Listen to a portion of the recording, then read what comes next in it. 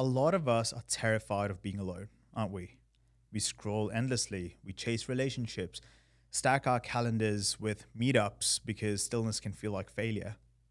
But here's the truth that most people overlook.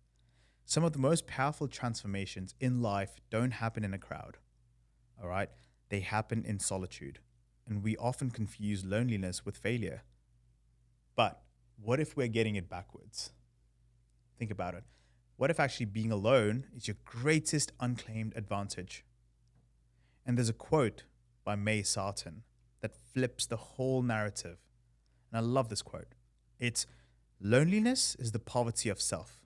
Solitude is the richness of self. And that line hits different when you realize you can be surrounded by people and still feel completely alone. Or you can be physically alone and feel whole, fulfilled, and even powerful. And solitude, when chosen consciously, can become a sanctuary. One where your thoughts sharpen, your creativity awakens, and your identity starts to anchor itself. That's the edge of solitude. And there's a reason some of the most impactful people in history have actively sought solitude. Nikola Tesla preferred isolation for deep thinking and deep thoughts. Steve Jobs was known for his solitary walks, where he used to go do that for clarity purposes. And Friedrich Nietzsche once said, "Great men are like eagles and build their nest on some lofty solitude." And solitude isn't just a lack of company, it's freedom from noise. And when you're free from the noise, you can start hearing yourself. You can have a conversation with yourself. And we are often told that relationships are the cure for loneliness. How many times do you see people struggling and go get in a relationship? But let's be honest here. If you don't like your own company, why should anyone else? Why? Why should they spend time with you in that case? And Jean-Paul Sartre nailed it.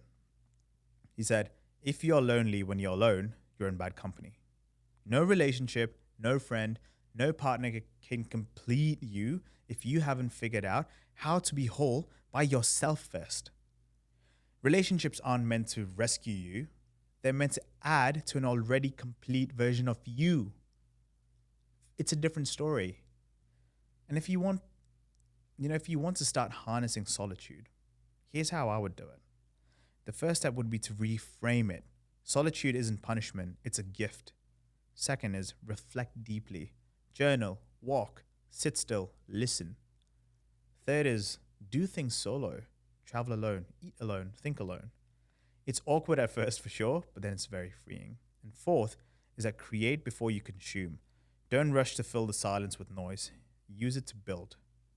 And there's another quote that I love from Goethe, which is, one can be instructed in society. One is inspired only in solitude. And that's the key right there. Inspiration. Not from TikTok, not from the podcast, but from you. And here's the truth. Most people run from solitude because they're scared of what they might find in the silence. But if you can lean into it, sit with it, befriend it, you unlock a power most never do. So don't fear the quiet. Walk towards it. That's where your next chapter might actually begin. And as Blaise Pascal once said, all of humanity's problems stem from a man's inability to sit quietly in a room alone. Try doing that this week. Just you, your thoughts, no distraction, and see what comes up.